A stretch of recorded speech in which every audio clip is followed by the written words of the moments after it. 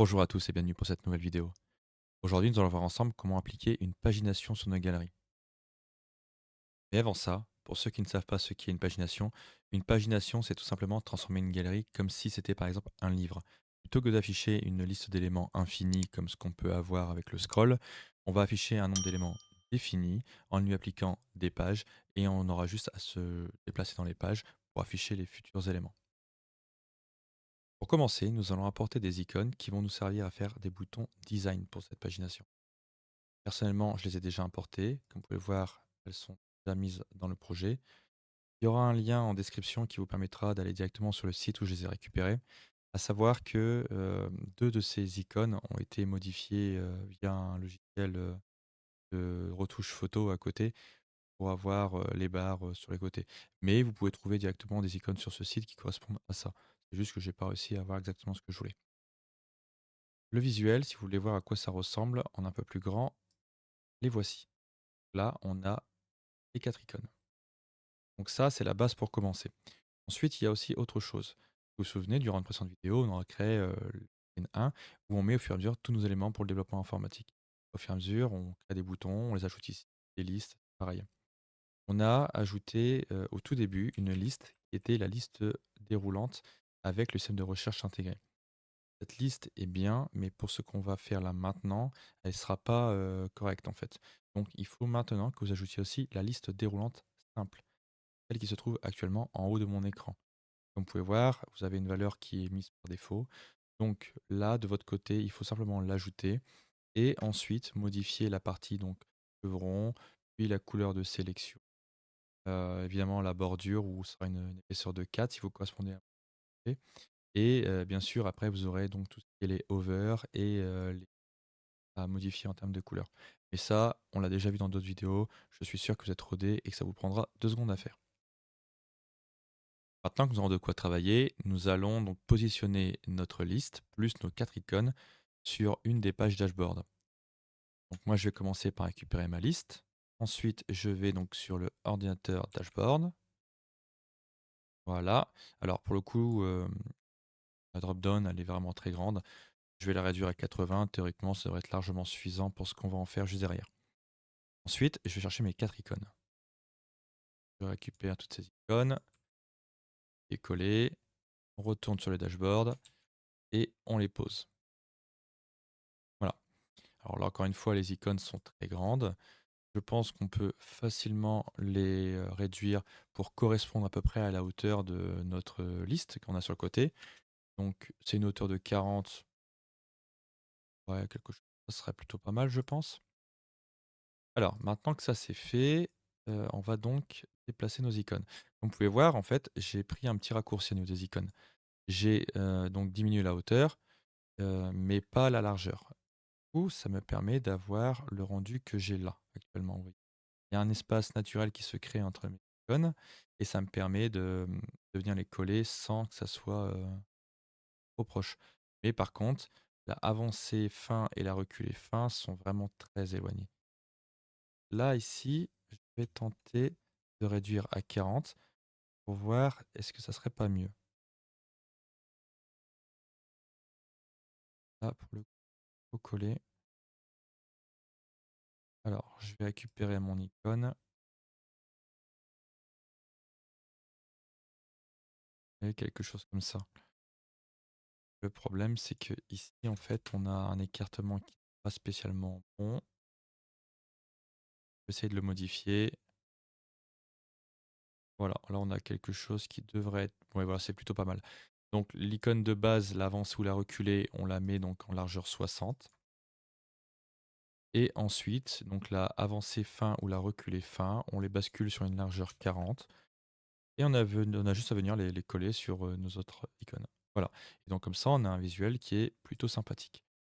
Bon, maintenant que ça c'est fait, je vais donc récupérer toutes ces icônes et la drop down pour en faire un groupe.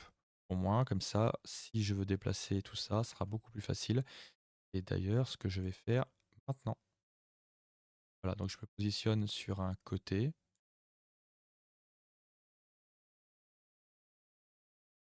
On va dire que ici, c'est pas trop mal.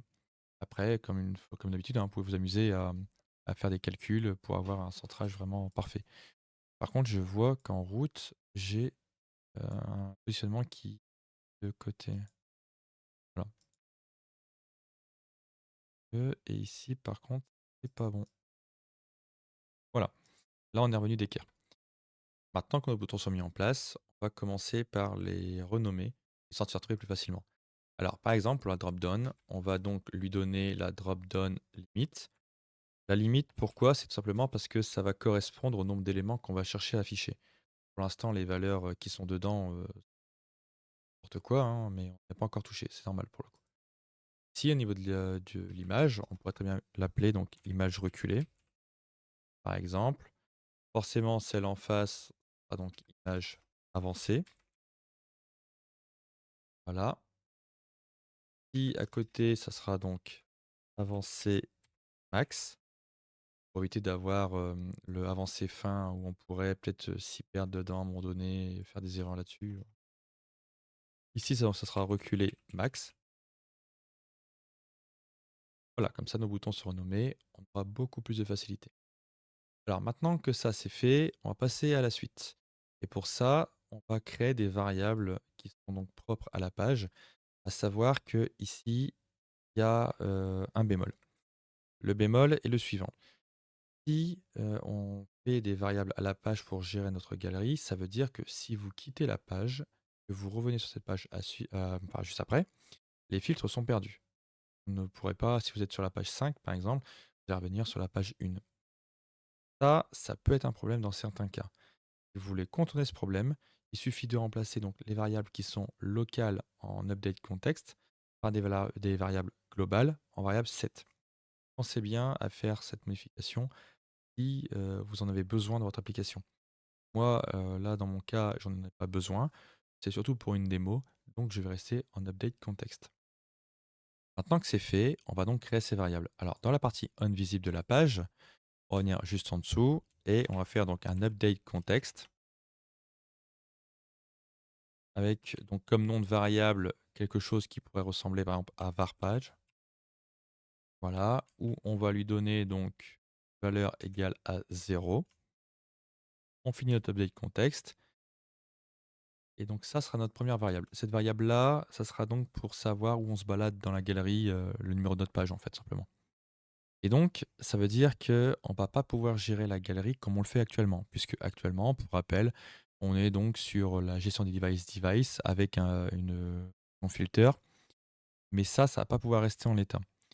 Donc pour ça, on va avoir besoin d'une collection. Alors pour faire la collection, on va donc utiliser clearCollect. Il existe une autre fonction qui s'appelle collect. La différence entre les deux. La différence, c'est que si je crée donc une collection à base de collect, gestion des devices serait donc la source qu'il y aurait dans le collect. Ça veut dire que quand je vais arriver sur cette page, ça va me créer une collection. Mais ça veut aussi dire que si je quitte la page et que je reviens sur la page et qu'il y a eu des modifications dans gestion des devices suite à un autre utilisateur, je n'aurai pas les modifications. La collection ne sera pas écrasée et refresh. C'est pour ça qu'on utilise Clear Collect. Clear Collect, justement, nettoie la collection et la remet à jour. Donc là, ici, comment ça fonctionne? Si on peut voir la petite pop-up qui est en haut, là, on a donc la collection et l'article.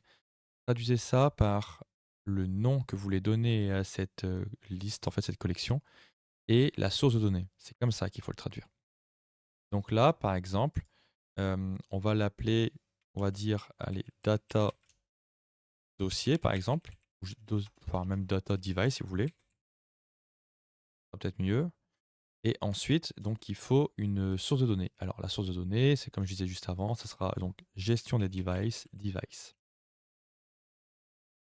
Bien sûr, on ferme tout ça et on ne met pas les points virgules juste à la fin, les doubles points virgules. Ça, donc du coup, ça nous permet d'avoir notre liste que nous avons derrière en cache. Et c'est grâce à ça qu'on va travailler via la pagination. On va faire aussi autre chose. On va donc créer un autre update context qui va s'appeler par exemple selected item. C'est un nom de variable que j'aime beaucoup utiliser, je le mets partout. Donc le selected item, voilà. Ici, on aura donc comme valeur toujours aussi un 0. Et bien évidemment, on aura aussi d'autres variables à créer par la suite, comme par exemple l'histoire des arrondis pour, les pages, pour être sûr d'avoir une valeur propre et pas une valeur à virgule, ce genre de choses. Mais ça, on les verra un peu plus tard. Maintenant, nous allons configurer notre liste pour, proposer des choix aux utilisateurs.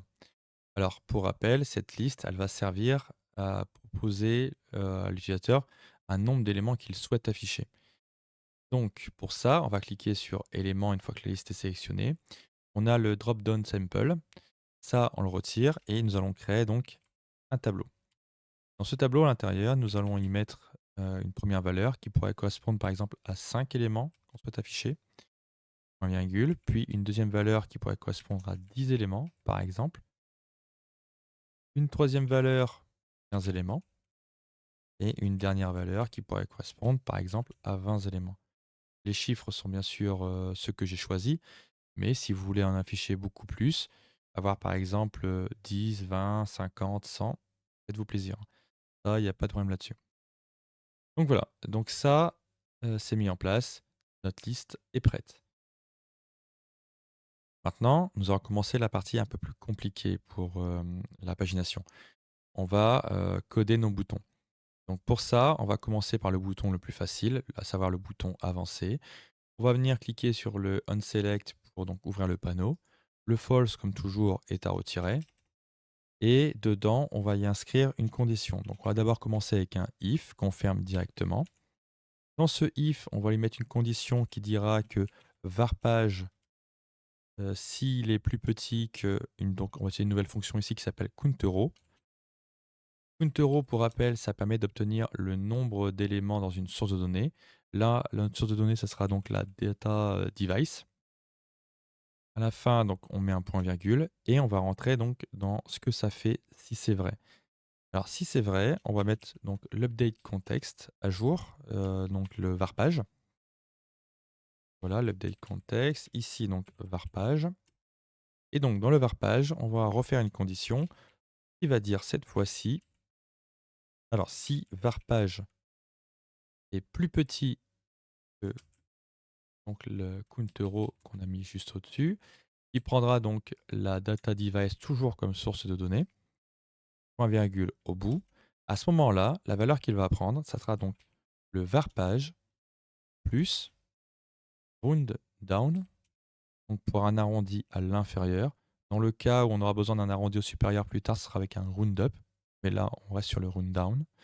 Le round down a besoin de deux paramètres. Le premier paramètre qu'on va lui donner, c'est donc le nom de la liste où se trouvent les éléments. Donc là, en l'occurrence, c'est pas la liste des éléments des devices, hein, c'est bien la liste des éléments affichés, celle qu'on a programmée juste avant. Donc ça sera donc la drop-down limit.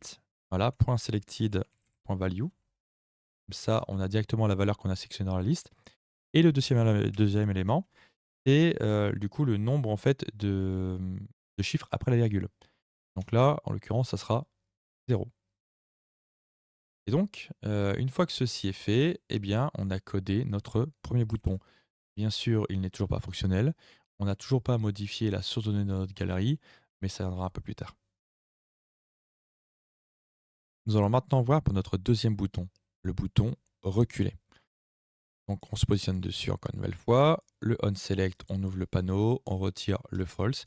Et là, encore une fois, on va commencer par un if. Donc, on l'ouvre, on le ferme directement. Et là, comme condition, on va donc partir encore sur varpage, qui sera quasiment tout le temps le début de notre condition, doit être inférieur à 2 fois la valeur arrondie en round down de notre drop down limite que nous avons créé juste avant. Voilà, le point selected.value.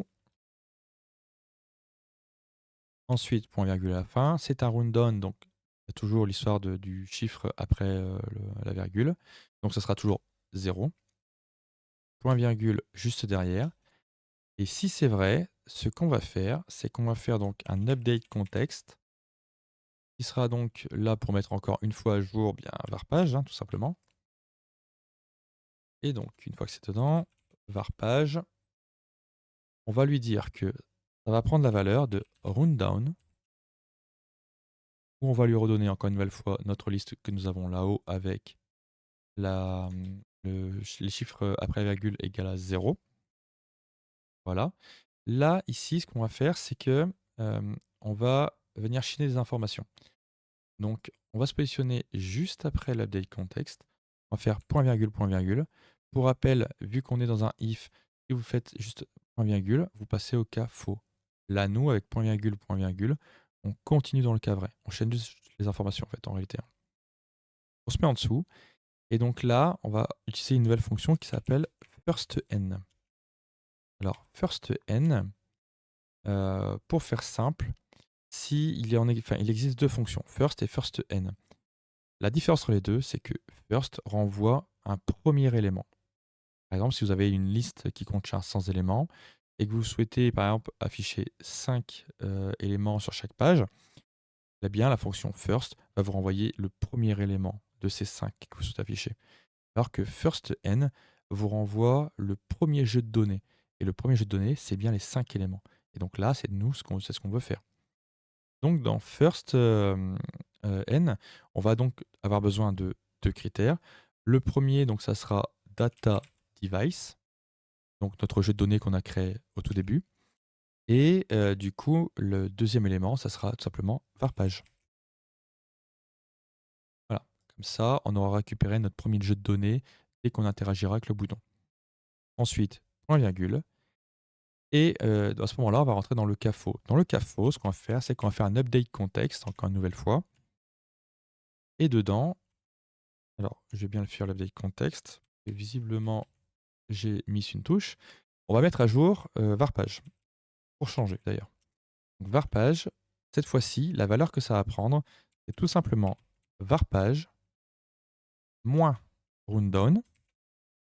En fait, là, c'est tout simplement, comment dire, c'est pour récupérer en fait la valeur par rapport. On l'a pas mis à jour, enfin, directement comme ça, mais c'est pour mettre à jour varpage lors du déplacement avec la liste dans les choix qu'on a, quoi, hein, dans notre jeu de données tout simplement.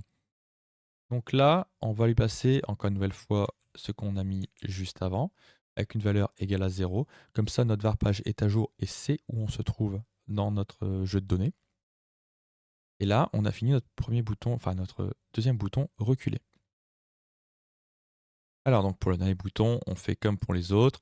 On se place sur le onSelect, on ouvre le panneau, on retire le false. Et là, c'est pareil, on aura un petit bout de code assez sympathique, toujours en update context, avec toujours notre variable varpage qui devra être mis à jour, hein. Donc varpage, et cette fois-ci, ce qu'on va lui donner comme valeur, ça sera tout simplement le countero de data device. Voilà. Ensuite, on va chaîner donc avec point virgule après l'update context. Et là, on va utiliser donc une nouvelle fonction qui s'appelle lastN. Alors firstN nous permettait de récupérer le premier jeu de données et lastN nous permet tout simplement de récupérer le dernier jeu de données. LastN fonctionne comme firstN, hein, tout simplement. À savoir, donc, il a besoin de deux choses. La première chose, c'est la source de données, à savoir data device. Et puis ensuite, ça correspondra donc à la position avec varpage. Et voilà, notre bouton est codé. Allez, on passe à la galerie. Occupons-nous maintenant de la galerie. Le code qui nous attend est assez bizarre, mais je vous assure, c'est bien comme ça qu'il faut faire. Donc là, dans la galerie, je vais commenter tout le code. Alors pour commenter tout le code, pour éviter de faire des slash devant chaque ligne, je vais tout simplement faire slash étoile en tout début de la fonction et un étoile slash à la fin pour dire de tout commenter. Au moins, tout ce qu'on a mis en place, nos filtres, il n'y a plus rien qui fonctionne, on est tranquille là-dessus et on peut repartir à zéro. Donc maintenant, ce qu'on va avoir besoin, c'est de la fonction qu'on a vue juste avant, à savoir donc lastN pour récupérer le dernier jeu de données. On ferme directement lastN. Dedans, il a besoin donc d'une source de données. On va lui donner firstN. FirstN, on ferme directement la fonction aussi. Et dedans, il a besoin aussi d'une source. Donc là, la source, c'est quelque chose d'un peu plus connu, c'est filter pour le coup. Filter, donc on la ferme directement aussi, voilà, et on va lui donner la source de données, à savoir la gestion des devices device. Ensuite, là, on aurait toute la partie filtre qu'on devrait mettre pour les réactiver. Mais ça, on verra ça un peu plus tard. Pour l'instant, je chante et je mets tout simplement ou. Une fois que ça c'est fait, on va venir se positionner juste après le first n en faisant un point virgule.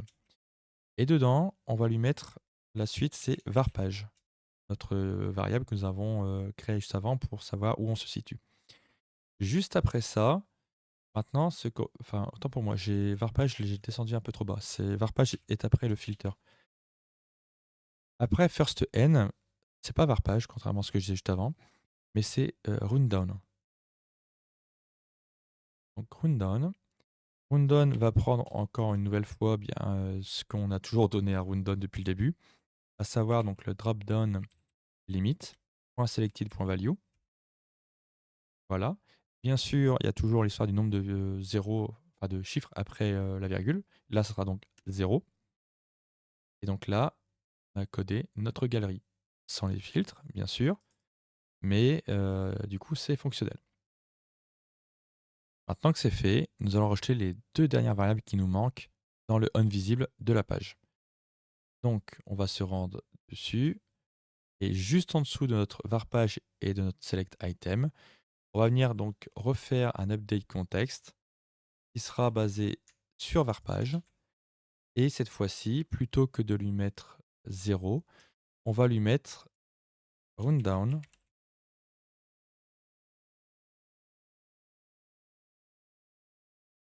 Donc voilà, comme ça, rundown. Directement, on peut fermer la fonction.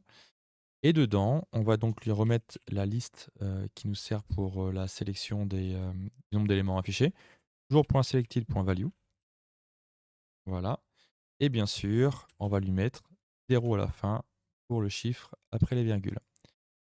Derrière ça, on va refaire donc un first n pour récupérer donc un premier jeu de données qui sera donc basé sur gestion des device et ensuite sur varpage. Voilà. Et donc comme ça, c'est créé. Maintenant, si vous changez de page et que vous revenez, vous pouvez voir que comme moi, la galerie va se réafficher avec les valeurs. Alors maintenant, si on regarde le fonctionnement de la galerie, donc quand on passe en mode lecture, on peut voir que donc là, on a bien 5 éléments d'afficher, malgré que dans mon cas, il y a 6 éléments présents dans ma liste. Si je clique sur le bouton Avancer, on peut voir que ma liste a changé.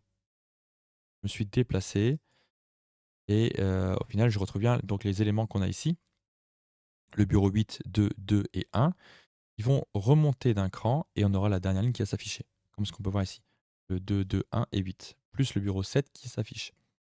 Si vous posez la question pourquoi, c'est parce que comme le code est fait, il va toujours afficher les derniers éléments basés sur la liste du drop-down, à savoir 5. Donc ce sera toujours les 5 derniers éléments qui seront affichés, même si théoriquement, on s'attendrait à n'avoir qu'un seul élément ici.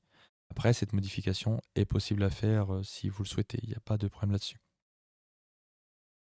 Maintenant, il nous resterait deux choses à faire. La première chose, c'est évidemment de gérer le cas de notre liste d'éléments à afficher, puisque pour l'instant, on ne l'a toujours pas fait. Ensuite, il serait sympa, en deuxième cas, de mettre une petite phrase à l'utilisateur pour lui dire, par exemple, où il se trouve dans les pages, tout simplement.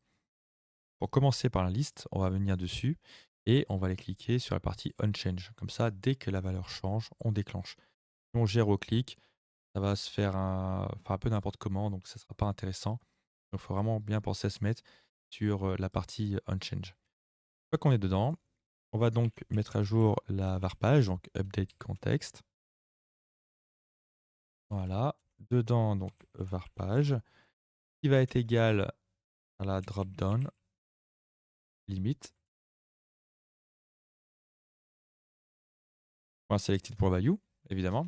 Décidément, je n'arrive pas à faire ce que je veux. Point value, voilà. Mais là, on peut voir qu'on a une erreur. Alors, le pourquoi on a une erreur, c'est tout bête. C'est tout simplement parce que la source de données qui alimente cette liste est du texte en fait en réalité. Si on avait retiré donc les cotes pour ne laisser que des chiffres, l'erreur que j'ai là à l'écran ne serait pas présente.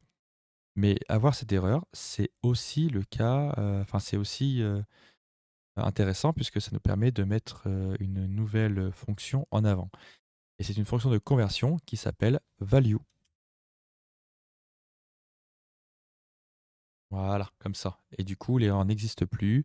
Notre texte devient des chiffres et on va pouvoir continuer la suite de la pagination. Après, encore une fois, hein, si vous voulez ne pas avoir à gérer ça, vous retirez tout simplement les codes qui sont avant et après les nombres, tout simplement. Mais bon, c'est quand même sympa de mettre une nouvelle fonction. Et à côté de ça, du coup, pour ceux que ça intéresse, value sera disponible dans la doc de la description, si vous voulez voir un petit peu ce qu'il est capable de faire avant que je vous présente cette fonction. Maintenant, ce qu'on pourrait faire aussi, c'est afficher un petit message pour dire, par exemple, où on se situe. Alors pour faire ça, on va donc mettre une étiquette. Voilà, l'étiquette, on va venir donc se placer dans la partie texte. Et dans la partie texte, en fait, ce qu'on va faire, on va tout simplement donc inscrire Roundup. Ensuite, on va lui donner donc les informations qu'il a besoin, à savoir une source de données et toujours le nombre après la virgule. Donc là, on va partir sur varpage, qui va être divisé par roundup, rundown, pardon, excusez-moi, où on va lui filer donc la dropdown, .selected.value, avec 0 chiffre après la virgule. Comme ça, on a déjà la division du nombre d'éléments qu'on a. Ensuite, maintenant que ça c'est fait, on a donc le cas roundup à gérer. Et ce cas-là, donc ça sera point virgule juste après, puisque lui aussi a besoin, comme le rundown, d'une source de données et d'un nombre après la virgule. Donc le nombre, le nombre qui fait office de source de données, il l'a. Et maintenant, celui pour la virgule, ça sera encore une nouvelle fois 0. Et du coup, on va pouvoir terminer roundup là-dessus. Ensuite, on va chaîner l'information, puisque pour rappel, on va se retrouver avec quelque chose comme par exemple 1 sur 2. Là. Vous voyez, c'est à peu près ça qu'on va avoir ici. D'ailleurs, c'est même complètement ça qu'on va voir. Et donc, pour avoir ce rendu, on va chaîner l'information avec un et, logique, seul, pas un double, hein, juste un simple. Hein. Puis deux doubles cotes, où on va commencer donc entre les doubles cotes à faire espace, puis slash, puis de nouveau espace pour faire notre séparation justement. Et ensuite, on va marquer donc un roundup. J'ai oublié mon et logique juste au bout. J'ai oublié de pas l'oublier et je l'oublie. Magnifique. Donc roundup. On va directement fermer la fonction et dedans, donc encore une fois, source de données plus nom après la virgule. Alors, la source de données, donc ça va se faire avec un countero de data device que nous avons donc mis en collection sur le côté, qui sera donc divisé par la rounddown de notre dropdown, limite.selected.value, voilà, comme ça. Et encore une nouvelle fois, le chiffre après la virgule, ça sera 0. Et donc, avec ça, donc on a toujours un souci. Alors, on a une erreur. Maintenant, est-ce que vous savez pourquoi? Théoriquement, vous avez la réponse déjà. Vous avez trouvé? Évidemment, je n'ai pas mis le nombre de chiffres après la virgule. Donc, point virgule, 0. Et donc, comme ça, on récupère effectivement l'affichage 0 sur 2. Là, on peut voir quand même qu'il y a une tuile, puisqu'en fait, l'affichage a été reset. Voilà. Maintenant, en changeant de page en revenant, on est arrivé donc sur un 1 sur 2, c'est correct. Si j'avance, je passe à 2 sur 2. Si je recule, je reviens à 1 sur 2. Avance max, 2 sur 2. Recul max, 1 sur 2. Avec plus de pages, ce serait beaucoup plus parlant. Je verrai pour faire une petite démo en fin de vidéo. Mais voilà, vous voyez déjà le truc fonctionner. Maintenant, ce qu'on pourrait faire en plus pour améliorer un petit peu le rendu de nos boutons, c'est tout simplement de les conditionner. Comme ça, si les boutons ne sont pas disponibles parce qu'on ne peut pas exécuter cette action, on les cache et ça évite que l'utilisateur soit perdu en fait. Si on commence avec le bouton avancer, donc on s'en va dans la partie visible. Dans la partie visible, on retire le trou et on va marquer donc if. Et dedans, on va mettre donc roundup. Ça. Roundup a encore besoin d'une source et d'un nombre après la virgule. La source, ça va être par page, où on va faire une division sur rundown. Rundown, pareil, source plus chiffre. Donc rundown va prendre la dropdown. Selected.value, comme ce qu'on a fait jusqu'à présent. Et ce sera tout pour ici. Ensuite, le chiffre, ce sera donc 0 évidemment. Le rundown est codé. Maintenant, on va faire le roundup. Alors le roundup, ça va être vite vu, puisque pour le coup, ce sera point virgule et 0 à lui rajouter. Comme ça, le roundup est lui aussi codé. Et donc, ça, c'est la première partie de notre condition. Maintenant, on va faire donc égal à roundup. Et dans roundup, ce qu'on va lui mettre, c'est un countero. On va venir compter donc le nombre de lignes qu'on a dans data device. On va diviser tout ça par rundown. Ça. La source de données qu'on va appliquer à rundown, ça sera encore une nouvelle fois la liste qu'on a mis tout à l'heure avec 0 chiffre après la virgule. Et ensuite, le roundup à la fin, ce qu'on va faire, c'est qu'on va tout simplement lui mettre un point virgule 0 à lui aussi. Comme ça, on a réalisé notre condition. Maintenant, oui, je l'ai. C'est là ce qui me semblait que. Non, c'est ça, oui, point virgule 0, j'étais bien placé. Ensuite, une fois que ça c'est fait, on va commencer à exécuter la partie, ce qu'on va faire simplement.